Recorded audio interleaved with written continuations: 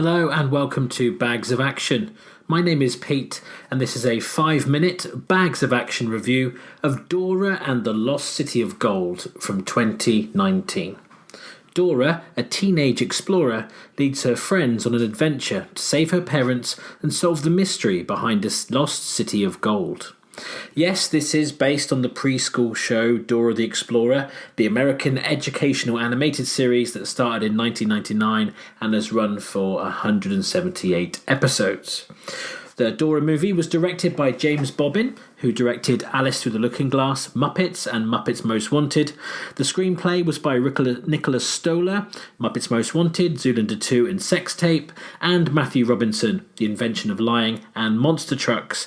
It was based on a story by Nicholas Stoller and also Tom Wheeler, who wrote Puss in Boots and TV series The Cape. Dora's parents in this movie are played by Eva Longoria, who you'll know from Desperate Housewives and possibly Overboard, and Michael Peña from End of Watch, 12 Strong, and of course the Ant-Man movies. Dora herself is played by Isabela Merced. Her cousin Diego is played by Jeff Wahlberg, Mark and Donnie Wahlberg's nephew, who's also appeared in Future World and Don't Come Back from the Moon. Dora's two school friends are played by Madeline Madden from Picnic at Hanging Rock and Tidelands TV series, and Nicholas Coombe from Midnight Sun and the TV series Spy Kids Mission Control. Other cast members include Christopher Kirby from Iron Sky and Matrix Reloaded, and Temuera Morrison from Once Were Warriors, Barbed Wire, Aquaman, and of course Revenge of the Sith, and soon to be seen in the second series of The Mandalorian, I believe. And also Eugenio Derbez, comedy actor from Overboard and also Geostorm. There's also some voice acting in here for some of the animated characters or CG characters, and the voice cast includes Benicio del Toro and also Danny Trejo.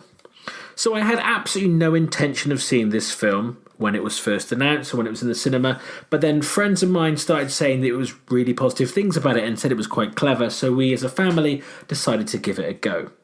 Despite being based on a preschool show, this film does fit into the family comedy action adventure genre and has some exciting action-based moments. It definitely comes from the Jumanji reboot school of filmmaking in many ways, and I think the success of the first of those movies probably helped this one get made. Now, if you haven't seen the animated show, there's no reason to, I guess, unless you have children, then much of the charm of this film could go over your head. They do some clever things to justify what happens in the show, like Dora speaking to camera and breaking the fourth wall and singing solutions to problems. Making her start as a 6-year-old and then have her never leave the jungle until she's 16, when she acts exactly like she did when she was younger, is a bit of a masterstroke actually, and lots of the humour in the film comes from that aspect. She starts in the jungle, then she goes to the city where she's very much a fish out of water in your typical high school situation, before later having the adventure the film centres around back in the jungle with her friends. It's very surreal, especially for such a mainstream family movie, but much of that is to do with the clever things they do with the original premise. Now, this is a film about 16-year-olds, but I think it's kind of aimed a bit younger, for more like a 12 or 13-year-old aspiring to be older. But it's also very much aimed at an older audience, aimed at parents like me who previously watched the show with their children.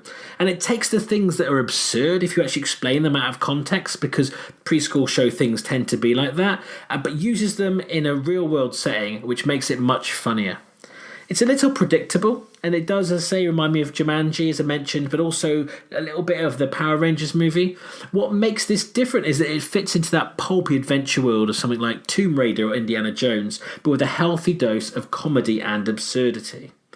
I do wish Longoria and Peña were in the film a bit more, as they're great in their scenes, and Temuera Morrison in particular is quite underused. But the lead, younger characters, and also Eugenio Derbez as comic relief, they do work really well. Now, Dora and the Lost City of Gold is an odd movie, but it somehow works, and the mix of action scenes, humour, and standard teenage friendship and fitting in fare makes it something quite different than other movies.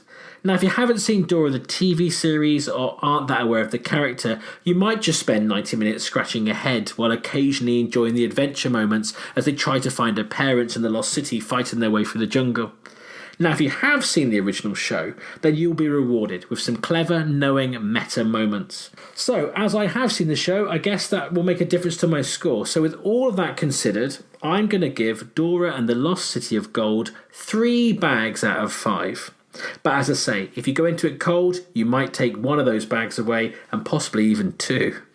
Have you seen Dora and the Lost City of Gold? Do you agree with my assessment of it? Feel free to comment below or get in touch with us via email, Facebook or on Twitter.